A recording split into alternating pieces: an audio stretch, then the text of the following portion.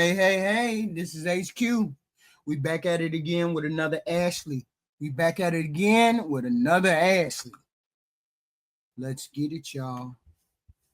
Let's get it. Hello. Mika. How are you? Good. How are you?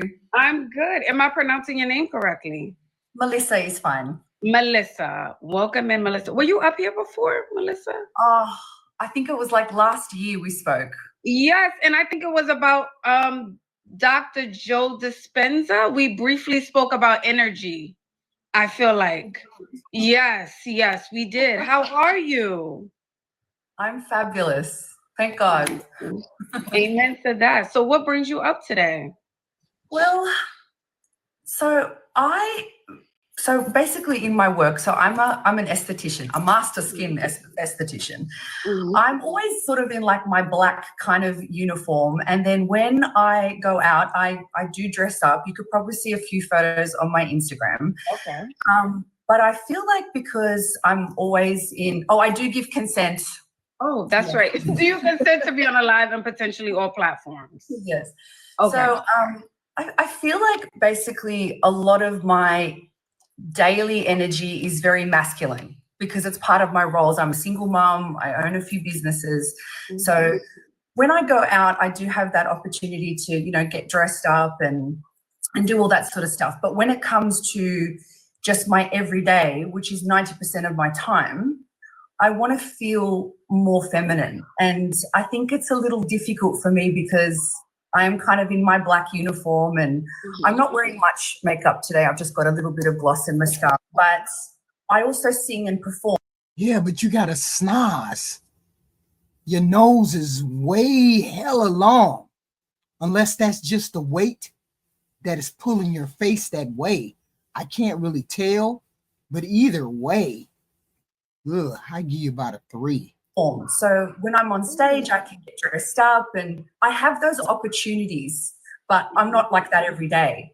And I also want to attract a high value provider man because I feel like I'm high worth and I'm getting ready. I've worked on myself a lot. But yeah, I just feel like, I don't know. Let me also ask you, Melissa, what does a high value provider man look like for you? Because I know the definition is different for everyone.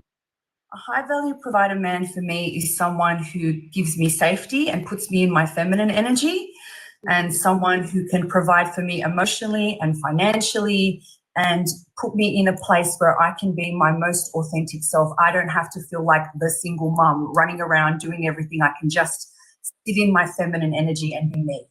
Okay, so someone who gives you the option to work, but you don't necessarily have to work. Your work becomes a hobby. Because I'm very passionate about both my careers. So I want to be able to do that with freedom and not feel like I'm hustling. I don't want to hustle. I've been hustling all my life, so. Yeah. All right. And how much would he have to make per year? This provider guy? I don't have a number. Whatever he has to do just to make it work. That's not something I want to worry about. Whatever he has to do. I only asked that, Melissa, and I asked the ladies this only because we're talking about it. It's good to know that. I'm not saying, he has to be a billionaire, right? But he would have to make X amount of dollars to make sure I'm good, my daughter's good, and then my job can become a hobby. I don't need to hustle. We can vacation 3 times out of the year. We can go to restaurants. I can lounge. That's why I asked the number. So what would that I've never thought about that before. Like a specific number. Yes. So that is something to think about. Okay, Melissa? Mm-hmm. All righty. So I'm going to go to your Instagram. Sure. And it is, is it Melissa? MILICA. Okay. _entertainment.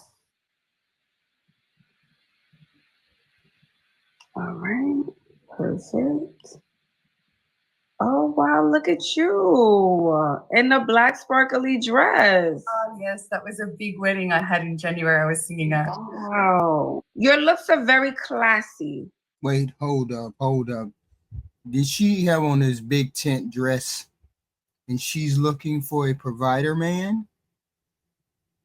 She's looking for a provider. Okay, so you're going to have to knock off about 75 pounds. Nothing wrong with that. I'm not fat shaming. I'm just saying if you want to be in those kind of circles, you're going to have to knock off about 75 pounds. Maybe see about some kind of contouring. Somebody can help you hide the nose. If it was a shorter nose, it'd be a different story. But these are the two major things that stand out to me that might give you somebody pause. The kid is not that bad. People keep saying, well, no man wants you to take on a kid. There's plenty of men that will take on a kid. I'm not even going to look at that. If you had 5 kids, it'd be a different story, but you don't. You got 1, so you can make it work. 75 pounds and the nose. That's all I'm saying. Yes. Very classy, yes. And let me ask you, Melissa, are we working on our weight? Are we working on it? Yes. Yes. I've lost about 25 kilos in the last 12 months. Okay, congratulations. Thank you. Yeah, it's been a slow one for me, but no, I'm definitely working on my weight. It was a huge trigger for me to even talk about that, but that's why I felt like I could come on. And I know you come from a place of love. Yes, absolutely. And the reason I bring up weight, I'm not saying you cannot get a man as you are, Melissa. We know women can get a man at any weight, any height, right? But for what you're requiring, you're saying you want someone high value. So I would want you to work on that. Okay, out of fairness. What about hair as well? Are we working on our hair? I see you have blonde hair. Have you ever thought about cutting it a little bit? Have you ever thought about restyling it, coloring it a different color? Tell me. No, let's work on the major things first. Don't be putting her all in the mood to do this, that, and the third. Because if she looks a little bit better than what she does, she's going to hesitate on the weight and think she's even more better than what she really needs to be. She needs to focus on that weight and focus on that nose. Somehow, some way to disguise it, shorten it, do something. Melissa? Well, I used to be my natural color. So I broke my ankle about 2 years ago and I was in a wheelchair for 6 months. That was one of the reasons why I put on a lot of weight. I have had a lot of health issues, but not that they're excuses. They're just learning experiences. Yes. So I had my natural hair color, which is sort of like a darker kind of natural brown. Wow. If you turn that hair brown, there would be even more issues. I just can't even see it. And it was a little bit shorter. But I've been blonde for about a year and a half.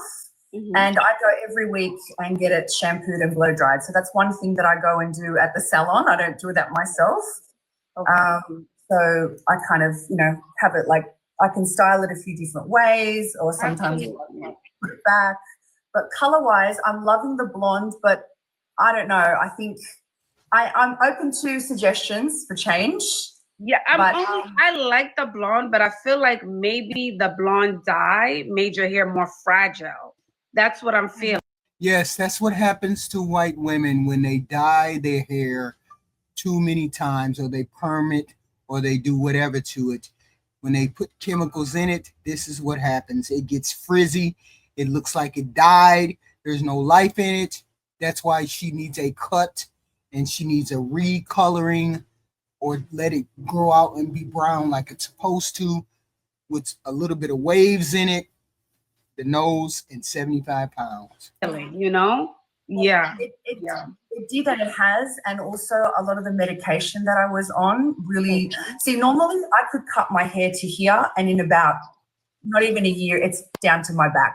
Like my hair grows so long, but since all of this has happened, it's kind of sort of been. This is the longest it's been for a while, and I sort of had it trimmed to about there with some layers.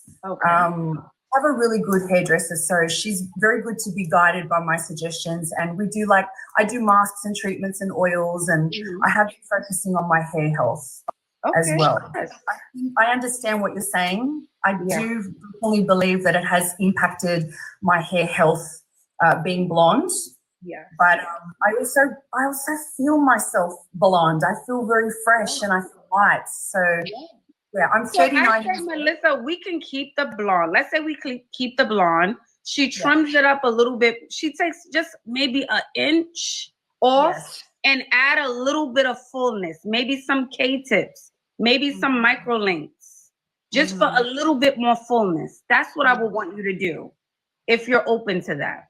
Yeah. When you say Katie, you mean like extensions in the hair? Extensions, yes, my lovely. I don't know about. The only reason why I say no to that is because I've never had them, and I feel like for me, I'm worried about it impacting my hair health. I have a lot of hair pieces. Like you can see the hair that I had in that video. I kept it long for that, but it just wasn't quite long enough. So I actually use a lot of like ponytail pieces for stage, so I don't ruin my hair. Okay. Does that make sense? So that I can Yes, no, that definitely makes sense. But what about even doing my hair is pretty full? It's just more health-wise. Yes. Melissa, and again, I don't want, this is me on the outside looking in, right? Yes. And this is not me coming for you, right? Yes. At all. Yes. But we're unbiased. That's what I like to tell all my guests. We're seeing you for the first time. Yes. So not that you need extensions. Maybe even think about getting clip-ins. So you have the option.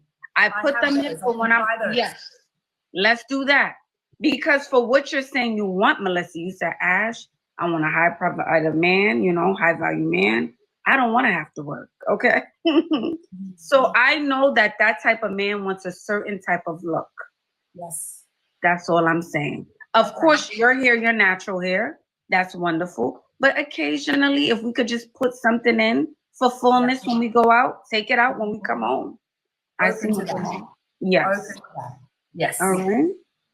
And for makeup, your makeup is nice day to day, pretty natural. But when we turn it up, a bit more than this. This is okay. Okay. I was gonna say, do we do a light lash or do we put mascara on? So, the company that I distribute with, I used to have like extensions. I used to see a colleague, and I used to get the extensions all the time, and they were fine. But with all my medical stuff, it was really irritating my eyes. So I have the ones that I can do myself at home. Okay. And most of my photos, you'll see that I have the individual ones that I place on myself, and they last me for about 10 days, and they don't irritate and they don't pull out my eyes. And then for stage, I actually wear a full set, obviously. Okay, all right. Yeah. And may I ask how old you are, Melissa, if you don't mind me asking? 39. Okay, I would say outside looking in, just looking at your photos, you look a little bit older than 39, you know? So I would say you said you're working on your weight. That's good. You said you're open to styling your hair a little bit different, but I think making those tweaks will also help you as well, because outside looking in, I think because to your job, you are a singer, you do spirituality, you talk to a lot of people. Sometimes that too, bringing on other people's energy can age us as well. Trust me, I know. All right. So yes, I just want you to work on those little things. How do you feel about that? That sounds great. It sounds good. It sounds amazing. She's 39. She's 40. She has one kid. She's looking for a provider. Okay. Maybe it's out of reach for her. See, here's the thing. When you have to adjust, you have to make adjustments for yourself in looks and hair and all of those things. Those adjustments should take place when you're in your late 20s, early 30s. And then you should have a look. You should know what makes you look beautiful. You should know what brings out your eyes. You should know what not to do with your hair. You should know these things by the time you're 30. Okay, she's 39, almost 40 years old. She's looking for a provider. Why weren't you looking for a provider before now, before you hit 30, before you gained all the weight, why weren't you looking for a provider now? Now you want a provider because you don't want to work, you don't want to have to pay bills, you don't want to do any of these things. And yet you can't give that provider a child because you're probably going to be too old to do that, but we never know. What the hell is going on? 39 and asking for a high value man. Yeah. That sounds good. Okay. All righty. Well, I hope it was helpful, Melissa. Thank you. Thank you so much. Bye-bye. Yes, I'm not going based on what I see here on the video. Well, the whole point is you based on what you see right there. And what you see right there is a disaster.